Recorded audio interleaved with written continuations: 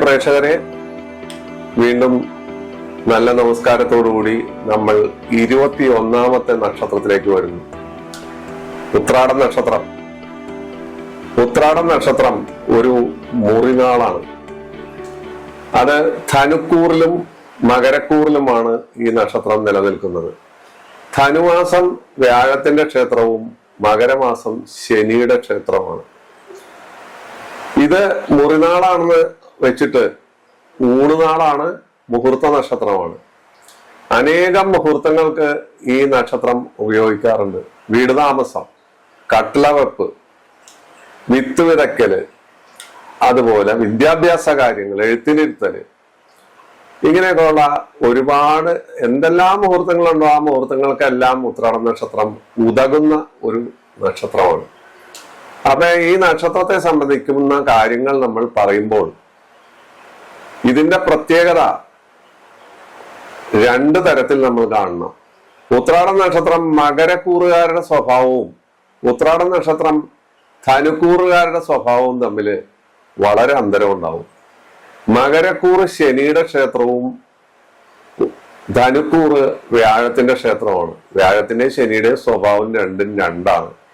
അതാണ് ഇതിന്റെ ഏറ്റവും വലിയ പ്രത്യേകത. ഇത് മുറത്തിന്റെ ആകൃതിയില് ആകാശവീതിയിൽ കാണുന്ന ഒരു നക്ഷത്രക്കൂട്ടം, രണ്ട് നക്ഷത്രങ്ങളുടെ കൂട്ടമാണ്. ഇതൊന്നും നമുക്ക് കാണാനൊന്നും പറ്റില്ല. പിന്നെ ആനയുടെ കൊമ്പ് ആണ് ഇതിന്റെ അടയാളം. ഈ നക്ഷത്രത്തിന്റെ അത് അടയാളം മാത്രമാണ്. അപ്പൊ ഉത്രാടം നക്ഷത്രം എന്ന് പറയുമ്പോൾ നമുക്ക് ഓർമ്മ വരുന്ന പല കാര്യങ്ങളുണ്ട്. ഈ നക്ഷത്രത്തിൽ വിശിഷ്ട വ്യക്തികൾ പലരും ജനിച്ചിട്ടുണ്ട്. അതിന് ഏറ്റവും പ്രധാനവും നമ്മുടെ ഗാനഗന്ധർവൻ, ഒരു യുഗാവതാരം പോലെ ജനിച്ച യേശുദാസാണ്. അതുപോലെ VK കൃഷ്ണമേനോൻ ഉത്രാട നക്ഷത്രക്കാരനായിരുന്നു. നെപ്പോളിയൻ ഉത്രാട നക്ഷത്രക്കാരനായിരുന്നു. ഈ മൂന്ന് പേരുടെ സ്വഭാവവും ഞാൻ നേരത്തെ പറഞ്ഞത് തമ്മിലൊന്ന് താരതമ്യപ്പെടുത്തുക. എന്നുവെച്ചാൽ ധനുക്കൂറിൽപ്പെട്ടയാളുടെ സ്വഭാവമല്ല മകരക്കൂറിൽപ്പെട്ടതെന്ന് പറയാനാണ് ഞാൻ ഇതിൽ ജനിച്ച വിശിഷ്ട വ്യക്തികളിൽ 2-3 പേരെ എടുത്ത് ഉദാഹരിച്ചത്. അപ്പോ ഈ നക്ഷത്രത്തിൽ ജനിച്ച ആളുകൾ ഭിന്ന രുചിക്കാരായിരിക്കും. പഞ്ചാംഗ ഫലങ്ങൾ നമുക്ക് നോക്കാം. പഞ്ചാംഗത്തിൽ ഇവരെ കുറിച്ച് എന്തൊക്കെയാണ് പറയുന്നത്? ഇവരുടെ മൃഗം കാളയാണ്, അതുപോലെ വൃക്ഷം പ്ലാവാണ്, പ്ലാവ്, അതുപോലെ ഗണം മനുഷ്യനാണ്, അതുപോലെ യോനി പുരുഷ നക്ഷത്രമാണത്. പക്ഷി കോഴിയാണ്, ഭൂതം വായുവാണ്, ദേവത വിശ്വദേവതകളാണ്. അവിട്ടം പൂരൂരുട്ടാതി, രേവതി, മകം, ചോതി നാളുകാരുമായിട്ട് ഇവർക്ക് കാര്യമായ ബന്ധമൊന്നും ഉണ്ടാവില്ല. അല്ലെങ്കിൽ അത്തരക്കാരുമായിട്ടുള്ള കൂട്ടുകച്ചവടങ്ങളോ അത്തരക്കാരുമായിട്ടുള്ളതായ വിവാഹ ബന്ധങ്ങളോ സാധാരണഗതിയിൽ സ്മൂത്തായി പോവാറില്ല. അതിനെല്ലാം പല പ്രകാരേണ തടസ്സങ്ങൾ നേരിടുകയോ അല്ലെങ്കിൽ അകൽച്ച വരികയോ ഒക്കെ ചെയ്യും. പാർട്ട്ണർഷിപ്പ് ബിസിനസ് ആയാലും അല്ലെങ്കിൽ മറ്റേതെങ്കിലും രീതിയിലാണെങ്കിലും ഇത്തരം നക്ഷത്രക്കാര് ഇവരുമായിട്ട് യോജിക്കാറില്ല. ഇവരെ സംബന്ധിച്ചിടത്തോളം ഇവരുടെ പ്രത്യേകതകൾ നമ്മൾ നോക്കുമ്പോൾ കാണുന്നത്, ഈ നക്ഷത്രക്കാരിൽപ്പെട്ട പലരും ഹാസ്യരസപ്രിയരാണ്. അവര് സംസാരത്തിൽ കൂടി ഹാസ്യം കലർത്തുകയും ദ്വയാർത്ഥ പ്രയോഗങ്ങൾ ഉപയോഗിക്കുകയും മറ്റുള്ളവരെ പരിഹസിക്കുകയും ചെയ്യും. പരിഹസിക്കുക എന്ന് പറഞ്ഞാൽ അത് വിമർശനമാകാം, വെറുതെ സംഭാഷണ മധ്യയുള്ള സംസാര രീതി ആവാം, മറ്റെന്തും ആവാം. ഹാസ്യത്തിന്റെ മേമ്പൊടി പലരിലും ഇവരുടെ സംസാരത്തിൽ കാണാറുണ്ട്. അതേപോലെ തന്നെ ഈ കൂട്ടരിൽപ്പെട്ട ഈ നക്ഷത്രക്കാര് തന്നെ സംസാരം, വാക്കുകൾ തോക്കുകളാക്കി മാറ്റാറുണ്ട്. സംസാരം കേട്ടാൽ നമ്മൾ എഴുത്ത് ഓടും. കാരണം അവരുടെ സംസാരം കേട്ടാൽ നമുക്ക് അരോചകമായി തോന്നും. എന്തുകൊണ്ടാണ് സംഭവിക്കുന്നതെന്ന് പറഞ്ഞാൽ ഞാൻ നേരത്തെ സൂചിപ്പിച്ചു വെച്ചു. ധനുക്കൂറുകാരുണ്ട്, മകരക്കൂറുകാരുണ്ട്. ഈ 2 കൂറിൽ വരുന്നത് കൊണ്ട് ഭിന്ന സ്വഭാവം, ഒരു നാണയത്തിന്റെ 2 വശങ്ങൾ പോലെ ഇവരുടെ സ്വഭാവഗതി മാറിക്കൊണ്ടിരിക്കും. നിറം മാറും, പെട്ടെന്ന് നിറം മാറും ഇവരുടെ സ്വഭാവങ്ങൾക്ക്.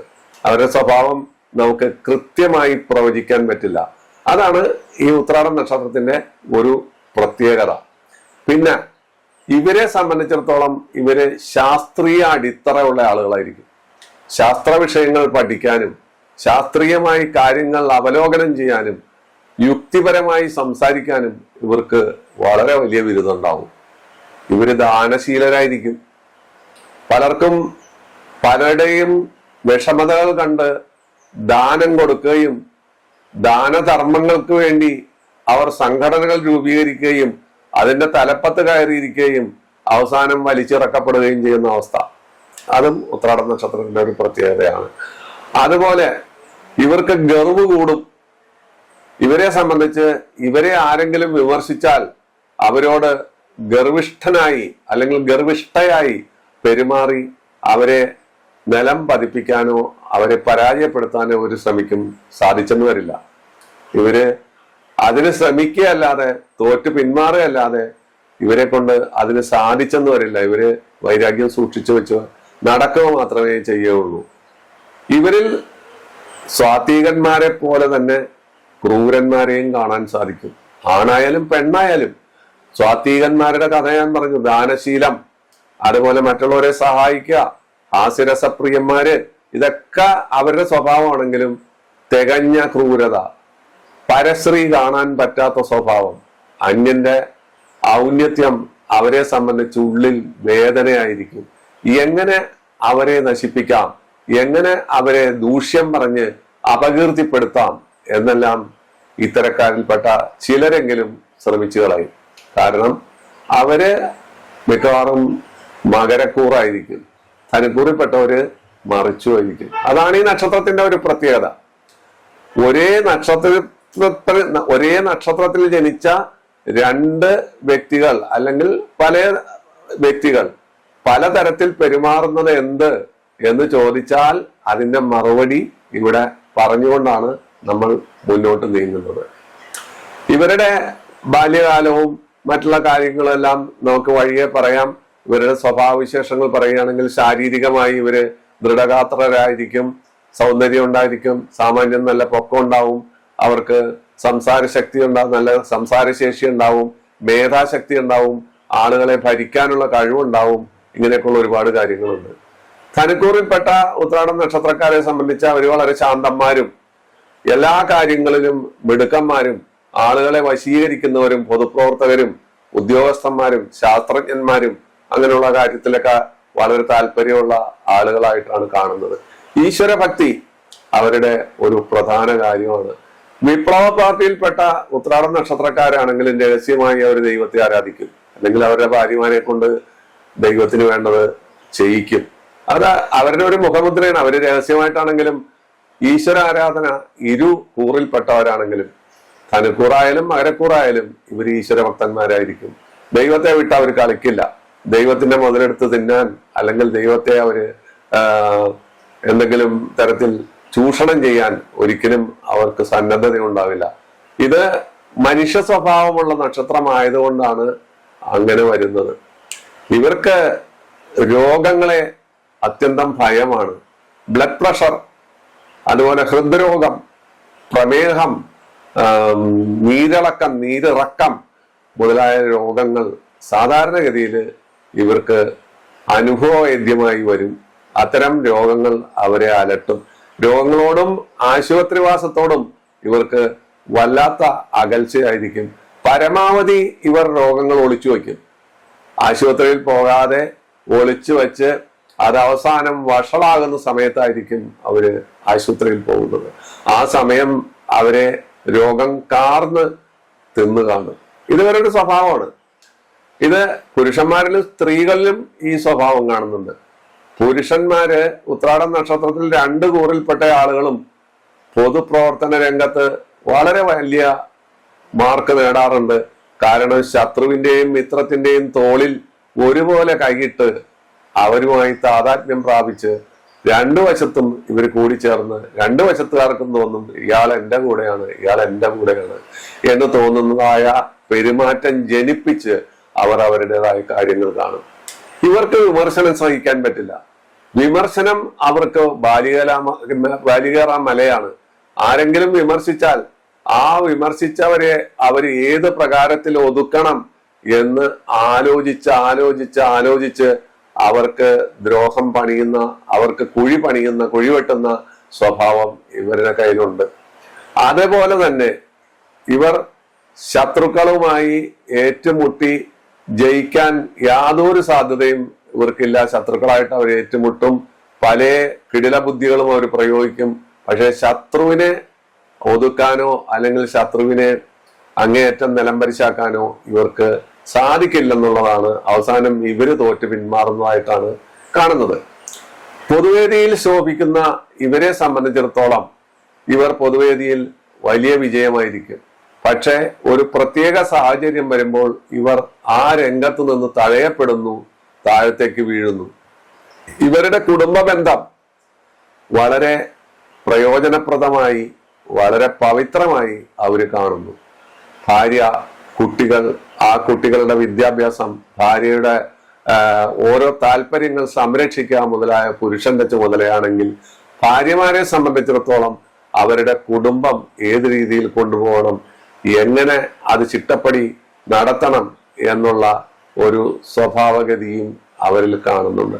സ്ത്രീകളെ സംബന്ധിച്ച് ഇവര് ഒരു തരത്തിൽ പറഞ്ഞാൽ ചിലരെങ്കിലും വായാടി സ്വഭാവം, അനാവശ്യമായി സംസാരിച്ച് പ്രശ്നങ്ങൾ ഉണ്ടാക്കുക, അലോസരങ്ങൾ ഉണ്ടാക്കുക, മറ്റുള്ളവർക്ക് പ്രയോജനമല്ലാത്ത വർത്തമാനങ്ങൾ പറഞ്ഞ് അവർ സാധാരണഗതിയിൽ വിഷമതകൾ ഉണ്ടാക്കുന്ന ഒരു ഗതികേടും സ്ത്രീകളിൽ പലപ്പോഴും പലരിലും കാണാറുണ്ട്.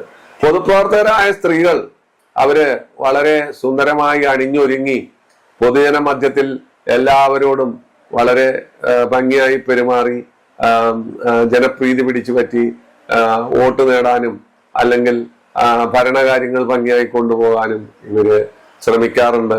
പക്ഷെ ഇതിനിടയിലാണ് അവിചാരിതമായ പാളിച്ചകളും അവിചാരിതമായ പ്രവൃത്തി ദോഷങ്ങൾ കൊണ്ടുള്ളതായ പതനങ്ങളും ഇവർക്ക് സംഭവിക്കുന്നത്.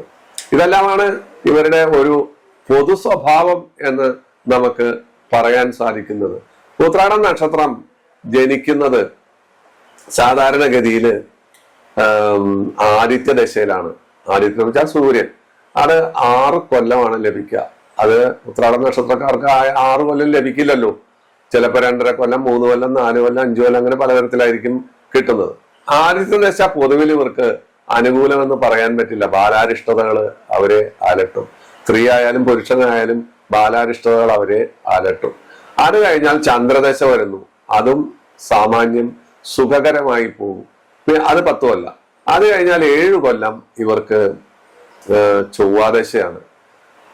പിന്നെ 18 കൊല്ലം രാഹുദശയാണ്. രാഹുദശയിലാണ് പ്രേമം, വിദേശയാത്ര, അത് തൊഴിലന്വേഷണം, തൊഴിൽ തടസ്സം, വിദ്യാ തടസ്സം, ഇങ്ങനെയൊക്കെയുള്ള ഒരുപാട് കാര്യങ്ങൾ വരുന്നത്. രാഹു ആകർഷണ ബലമുള്ള ഒരു ഗ്രഹമാണ്. അതുകൊണ്ട് പ്രേമം നമ്മുടെ മേത്തേക്ക് അടിച്ചേൽപ്പിക്കും ആ കാലഘട്ടത്തില്. അത് കഴിഞ്ഞ് 16 കൊല്ലം. അപ്പൊ ആ രാഹുദശയ്ക്ക് മുമ്പ് തന്നെ അല്ലെങ്കിൽ രാഹുദശയിലോ ഇവരുടെ വിവാഹം നടക്കും. പ്രേമ വിഷയങ്ങളിൽ ഇവര് പ്രേമലോലുപരാണ്. അവർക്ക് ചഞ്ചല ചിത്തതയുണ്ട്, അവർക്ക് സ്ഥിരതയില്ല. ഒന്നിൽ നിന്ന് ഒരിടത്തുനിന്ന് വണ്ട് ഒരു പൂവിൽ നിന്ന് വേറൊരു പൂവിലേക്ക് പോകുന്ന രീതിയിൽ സ്ത്രീ ആയാലും പുരുഷനായാലും മാറിക്കൊണ്ടിരിക്കും. പ്രേമവിവാഹം സാധാരണഗതിയിൽ പരാജയത്തിൽ കലാശിക്കുകയും ചെയ്യും. അങ്ങനെയും ഇതിൽ കാണാറുണ്ട് ഉത്രാടം നക്ഷത്രക്കാരെ സംബന്ധിച്ചിടത്തോളം. അത് അവരുടെ പെരുമാറ്റം കൊണ്ടോ സംസാരം കൊണ്ടോ അവരുടെ ദശയുടെ പ്രത്യേകത കൊണ്ടോ സംഭവിക്കുന്ന കാര്യമായിരിക്കും. അന്യസ്ത്രീ പ്രസക്തിയും അന്യപുരുഷ പ്രസക്തിയും ഒരു പരിധി വരെ ഈ നക്ഷത്രക്കാരെ അലട്ടാറുണ്ട്. അതും അവര് വളരെ ഗോപ്യമായി ഒളിച്ചു വയ്ക്കുക എന്നുള്ളതാണ്. ഒന്നും പുറത്ത് കാണിക്കാതെ ഒളിച്ചു വയ്ക്കുക എന്നുള്ള ഒരു സ്വഭാവവും ഇവർക്ക് കാണാറുണ്ട്. അപ്പൊ രാഹുദശ കഴിഞ്ഞാൽ പിന്നെ വ്യാഴദശ അവർക്ക് മിക്കവാറും നല്ലതാണെങ്കിൽ വളരെ നല്ലതായിരിക്കും. ആ ദശയിലായിരിക്കും അവരുടെ മാവ് പൂക്കുന്നതും അവര് വളരെ നല്ല രീതിയിൽ എത്തുന്നതും. പിന്നെ ശനിദശ 19 കൊല്ലം വരും. പിന്നെ ബുധദശ 17 കൊല്ലം വരും. കേതുദശ 7 കൊല്ലം വരും. അങ്ങനെ പോകും ദശകള്. അപ്പൊ ഓരോ ദശയും അവരുടെ അവസ്ഥാന്തരം അനുസരിച്ച് നല്ലതും ചീത്തയായി മാറാം. അത് നമ്മൾ അവസാനം പറയുന്നുണ്ട്. ഓരോ ലഗ്നത്തിനും ഓരോ ദശ, ഏതൊക്കെ ദശയാണ് നല്ലത്, ചീത്ത, ആരെയൊക്കെയാണ് ആരാധിക്കേണ്ടതെന്നൊക്കെ നമ്മൾ സാധാരണഗതിയിൽ എല്ലാ അധ്യായങ്ങളിലും പ്രയോജനപ്രദമായിരിക്കട്ടെ എന്ന് കരുതിയിട്ടാണ് നമ്മളത് പറയുന്നത്. അപ്പോ ഉത്രാടം നക്ഷത്രക്കാരെ സംബന്ധിച്ച് പല പല പ്രത്യേകതകളുള്ള ആളുകളാണ്. ഇവർക്ക് സ്ഥിരമായ സ്വഭാവമില്ല, ഒരു സ്ഥിരമായ ഒരു ശാരീരിക ഘടനയില്ല. സാധാരണ 100-ൽ 50% ആളുകളും സാമാന്യത്തിലധികം ആരോഗ്യവും ഐശ്വര്യവും കാര്യങ്ങളുള്ളതാണ് പൊക്കം കുറഞ്ഞവരെ ഇതിൽ കാണാറുണ്ട്. സ്ത്രീകളെ സംബന്ധിച്ചിടത്തോളം അവര് സുന്ദരികളായിരിക്കും, അണിഞ്ഞൊരിഞ്ഞ് നടക്കുന്നതിന് വലിയ താല്പര്യം ഉണ്ടായിരിക്കും, പൊതുജന മധ്യത്തിൽ എക്സിബിറ്റ് ചെയ്യുക, അവർ സ്വയം പ്രദർശിപ്പിക്കുക മുതലായ സ്വഭാവങ്ങൾ അവര് കാണിക്കാറുണ്ട്. അലസമായി വസ്ത്രധാരണം ചെയ്ത് യാതൊരു ശ്രദ്ധയുമില്ലാതെ കെയർലെസ് ആയിട്ട് നടക്കുന്ന സ്ത്രീകളെയും നമ്മൾ ഈ നക്ഷത്രത്തിൽ കാണാറുണ്ട്. ഈ നക്ഷത്രത്തിന്റെ ഒരു പ്രത്യേകതയാണത്. അവരെ സംബന്ധിച്ച് ഇങ്ങനെ ഒരു ഒരു ഭിന്ന സ്വഭാവം. അതിന് കാരണം ഞാൻ നേരത്തെ പറഞ്ഞു. അപ്പൊ ഇതൊക്കെയാണ് ഈ നക്ഷത്രത്തിന്റെ ഒരു പ്രത്യേകത. ഈ നക്ഷത്രത്തിന്റെ 4-ാം പാദം വരുന്ന സമയത്ത് അവിടെ അഭിജിത്ത് എന്ന് പറയുന്ന ഒരു നക്ഷത്രം വരും. സാധാരണ നക്ഷത്രം നമ്മുടെ കണക്കിൽ 27 ഉള്ളൂ. പക്ഷെ അഭിജിത്ത് എന്ന് പറയുന്ന ഒരു മുഹൂർത്തവും അഭിജിത്ത് എന്ന് പറയുന്ന ഒരു നക്ഷത്രമുണ്ട്. അതിനെ നക്ഷത്ര ഗണനത്തിൽ പെടുത്താറില്ല. ഉത്രാടത്തിന്റെ 4-ാം പാദം അവസാനിക്കാറാകുമ്പോഴാണ് നക്ഷത്രം വരിക. ഉത്രാടം കഴിഞ്ഞാൽ അടുത്ത തിരുവോണമാണ്. അല്ലാണ്ട് അഭിജിത്ത് നമ്മള് പഞ്ചാംഗത്തിലോ നക്ഷത്രക്കൂട്ടത്തിലോ പറയാറില്ല. പക്ഷെ അത് ഞാൻ സാന്ദർഭികമായിട്ട് ഇവിടെ പറഞ്ഞു എന്ന് മാത്രമേ ഉള്ളൂ. ഇവര് അവിട്ടം, പൂരൂരുട്ടാതി, രേവതി, മകം, ചോതി മുതലായ നാളുകാരുമായിട്ട് വിവാഹ ബന്ധത്തിൽ ഏർപ്പെടുകയോ ബിസിനസ്സുകൾ തുടങ്ങുകയോ ചെയ്താൽ അത് സുഖകരമായിരിക്കില്ല. അതെല്ലാം അവതാളത്തിൽ ചെന്ന് പെടും എന്നുള്ള കാര്യങ്ങളും കൂടി ഓർത്തിരിക്കണം. ഇത്തരം നക്ഷത്രക്കാരുമായി അവർ അകന്നു കഴിയുന്നതായിരിക്കും നല്ലത്. അറിയാതെയോ അറിഞ്ഞോ അവർ ചിലപ്പോ ബിസിനസ് ബന്ധങ്ങളിലോ പാർട്ട്ണർഷിപ്പിലോ ഇത്തരക്കാരുമായി ചെന്ന് പെട്ടാൽ അത് പിന്നീട് കോടതിയും കേസും വഴക്കും വക്കാണവും പുക്കാറും എല്ലാമായി മാറുന്ന അവസ്ഥ ഉത്രാടം നക്ഷത്രക്കാർക്ക് ഉണ്ട്. മനുഷ്യ നക്ഷത്രമാണത്. ഞാൻ നേരത്തെ പറഞ്ഞു, പഞ്ചാംഗ ഫലങ്ങളില് നേരത്തെ പറഞ്ഞു ഇതിന്റെ വൃക്ഷം, പക്ഷി മുതലായ കാര്യങ്ങള്. മൃഗം കാളയാണ്, വൃക്ഷം പിലാവാണ്, ഗണം മനുഷ്യനാണ്, യോനി പുരുഷനാണ്, പുരുഷ നക്ഷത്രമാണ്, പക്ഷി കോഴിയാണ്, ഭൂതം വായുവാണ്, ദേവത വിശ്വദേവതകളാണ്. ഈ കാര്യങ്ങളെല്ലാം പഞ്ചാംഗഫലങ്ങളെല്ലാം നമ്മൾ നോക്കുമ്പോൾ ഇവരുടെ സ്വഭാവവിശേഷവുമായിട്ട് വളരെ അടുത്ത ബന്ധം കാണാം. ഈ ബന്ധം ഈ നക്ഷത്രത്തിന് പ്രത്യേകമായി ദർശിക്കാൻ പറ്റും. ഇത്രയും കാര്യം വളരെ ചുരുക്കത്തിൽ ഒരു പ്രപഞ്ചത്തിന്റെ ചിത്രം കുടത്തിൽ ഒതുക്കാം. നമ്മൾ കുടത്തിലാണ് ഒതുക്കുന്നത്, വളരെ ചെറുതായിട്ടേ കാണുള്ളൂ. അത് കടലിൽ പോയി നോക്കിയാൽ വളരെ ബ്രോഡായിട്ട് കാണാം. അത്ര വലിയ ബ്രോഡായിട്ട് നമുക്ക് കാര്യങ്ങൾ പറയേണ്ട കാര്യമില്ല. നക്ഷത്രം എന്ത്, നക്ഷത്രത്തിന്റെ സ്വഭാവം എന്ത്, അവരുടെ ഗതിവിഗതികൾ എന്ത് എന്നുള്ള കാര്യങ്ങൾ മാത്രമാണ് നമ്മളുടെ ഈ കൊച്ചു അധ്യായത്തിൽ നമ്മൾ പ്രതിപാദിക്കുന്നത്. ഇത്രയും കാര്യങ്ങൾ നമ്മൾ പറഞ്ഞ് നമ്മൾ മുന്നോട്ട് പോവുകയാണ്. ഇനി ഓരോ ലഗ്നവും ജനിക്കുന്ന ഉത്രാടക്കാരനും ഉത്രാടക്കാരിക്കും ആരാധിക്കേണ്ട ദൈവമാര്, അവർക്ക് ഏതൊക്കെ ലഗ്നം, എന്തെല്ലാം പാപന്മാര്, അതെങ്ങനെയാണ് നമ്മൾ തീരുമാനിക്കുന്നത്? 5ഉം 9ഉം ഭാവം കൊണ്ട് ഏതൊക്കെ ദൈവത്തെ ആരാധിക്കാം നമുക്ക് ഏകദേശം പറയാം. പിന്നെ ഓരോ ലഗ്നത്തിനും ഏതൊക്കെ ഗ്രഹങ്ങൾ പാപന്മാരാണെന്ന് നമുക്ക് പറയാം. അതെങ്ങനെ? അത് 3-ാം ഭാവാധിപത്യം, 2-ാം ഭാവാധിപത്യം, 7-ാം ഭാവാധിപത്യം, കേന്ദ്രാധിപത്യം, 11-ാം ഭാവാധിപത്യം, അഷ്ടമാധിപത്യം മുതലായ ആധിപത്യങ്ങൾ ഓരോ ലഗ്നത്തിനും ഓരോ ഗ്രഹത്തിനും വരും. അങ്ങനെയാണ് അവരുടെ പാപത്വം നമ്മൾ നിശ്ചയിക്കുന്നത്. അവരാരാധിക്കേണ്ട ദൈവത്തെ നിശ്ചയിക്കുന്നത് 5ഉം 9ഉം ഭാവം കൊണ്ടാണ്. അപ്പൊ മേടലഗ്നത്തെ നമുക്ക് എടുക്കാം. ഉത്രാട നക്ഷത്രക്കാരൻ മേടലഗ്നം ജനിച്ചാൽ ആ മേടലഗ്നത്തിനെ സംബന്ധിച്ചിടത്തോളം ശുക്രനും ശനിയും ബുധനും പാപനാണ്. അവരുടെ ആരാധനാമൂർത്തി ശിവനും മഹാവിഷ്ണുവുമാണ്. ഇടവലഗ്നം ജനിച്ചാലോ ഇടവലഗ്നക്കാർക്ക് വ്യാഴവും ചന്ദ്രനും പാപനായി വരുന്നു. ഞാൻ നേരത്തെ പറഞ്ഞ നിയമപ്രകാരം അവരാരാധിക്കേണ്ട ദൈവം ശ്രീരാമനും ശിവനുമായി മാറുന്നു. മിഥുന ലഗ്നക്കാർക്ക് ചൊവ്വയും രവിയും ഗുരുവും വ്യാഴവും പാപനായിട്ട് വരും. അവർക്ക് ഗണപതിയും ഭഗവതിയും ശിവനും ആരാധനാമൂർത്തിയായി വരാം. കർക്കടക ലഗ്നത്തിന് ശുക്രൻ പാപനാണ്. അവരുടെ ആരാധനാമൂർത്തി മഹാവിഷ്ണു അഥവാ ഗുരുവായൂരപ്പൻ, സുബ്രഹ്മണ്യൻ, ഭഗവതി വരും. എന്നല്ല, വരും. പിന്നെ ചിങ്ങലഗ്നത്തിന് ബുധനും ശുക്രനും പാപത്വം വരിക്കുമ്പോൾ മഹാവിഷ്ണുവും സുബ്രഹ്മണ്യനും ഭഗവതിയും അവരുടെ ആരാധനാമൂർത്തിയാണ്. കന്നി ലഗ്നത്തിനെ സംബന്ധിച്ചിടത്തോളം അവർക്ക് ചന്ദ്രനും കുജനും വ്യാഴവും പാപത്വം വരുത്തുന്നു. അവരുടെ ആരാധനാമൂർത്തി ശിവനും ഗണപതിയും ഭഗവതിയുമായി വരുന്നു. തുലാം ലഗ്നത്തിന് വ്യാഴവും രവിയും കുജനും പാപനായി വരുമ്പോൾ ശിവനും ശ്രീരാമനും അവരുടെ ആരാധനാമൂർത്തിയായി വരും. വൃശ്ചിക ലഗ്നത്തിന് ബുധനും കുജനും ശുക്രനും പാപനായി വരുമ്പോൾ മഹാവിഷ്ണുവും ഭഗവതിയും അവരുടെ ആരാധനാമൂർത്തിയായി വരുന്നു. ധനുലഗ്നത്തിന് ശുക്രനും ശനിയും പാപനായി വരുമ്പോൾ അവരുടെ ആരാധനാമൂർത്തി സുബ്രഹ്മണ്യനും ശിവനുമായി മാറും. മകരലഗ്നത്തിന് വ്യാഴവും കുജനും ചന്ദ്രനും പാപത്വം വഹിക്കുമ്പോൾ ഗണപതിയും ഭഗവതിയും ശ്രീരാമനും അവരുടെ ആരാധനാമൂർത്തിയാകാം. കുംഭ ലഗ്നത്തിന് വ്യാഴവും ചന്ദ്രനും പാപത്വം കൊണ്ടുവരുമ്പോൾ ശ്രീരാമനും ഹനുമാനും ഗണപതിയും ഭഗവതിയും അവരുടെ ഈശ്വരമൂർത്തികളാകാം, ആരാധനാമൂർത്തികളാകാം.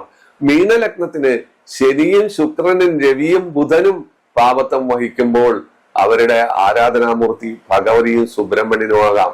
ഇത്തരം കാര്യങ്ങൾ നമ്മൾ മനസ്സിലാക്കിയാലേ നമ്മൾ ഒരു അധ്യായം നോക്കുന്നത് കൊണ്ടുള്ള ഗുണം നമുക്ക് ലഭിക്കൂ. നമ്മുടെ ലഗ്നം എന്താണ്, നമുക്ക് ആരൊക്കെ പാപൻ, നമുക്ക് ഏത് ദശയാണ് പോകുന്നത്, ഈ ദശയിൽ എന്തുകൊണ്ടാണ് നമുക്ക് കുഴപ്പങ്ങൾ ഉണ്ടാകുന്നതെന്നുള്ള ഏകദേശ രൂപം ഈ അധ്യായങ്ങളിൽ നിന്ന് നമുക്ക് ലഭിക്കുന്നു. അപ്പോ ഇത്തരത്തിലുള്ള കാര്യങ്ങൾ നമ്മൾ ഓരോ അധ്യായത്തിലും ലാഭേച്ഛ കൂടാതെ കൃത്യമായി പ്രവചിക്കുന്നത് കൊണ്ട് നമ്മുടെ ഓരോ അധ്യായങ്ങളും ജനങ്ങൾ ഏറ്റെടുക്കുകയും അതിനെക്കുറിച്ച് അനേകം അഭിപ്രായങ്ങളും അനേകം നല്ല വാക്കുകളും പറയുന്നുണ്ട്. അതാണ് ഓരോ അധ്യായങ്ങളും ഒന്നിനൊന്ന് പുറകെ കൃത്യമായി എടുക്കാനുള്ള ആവേശവും. എല്ലാ ബുധനാഴ്ചയും എല്ലാ ഞായറാഴ്ചയും നമ്മുടെ അധ്യായങ്ങൾ വന്നുകൊണ്ടേയിരിക്കും. അതെല്ലാം കാണുകയും അഭിപ്രായങ്ങൾ രേഖപ്പെടുത്തുകയും പിന്തുണയ്ക്കുകയും ചെയ്യുമെന്ന വിശ്വാസത്തോടുകൂടി തൽക്കാലം വിട. ഈശ്വരൻ അനുഗ്രഹിക്കട്ടെ. നല്ല നമസ്കാരം.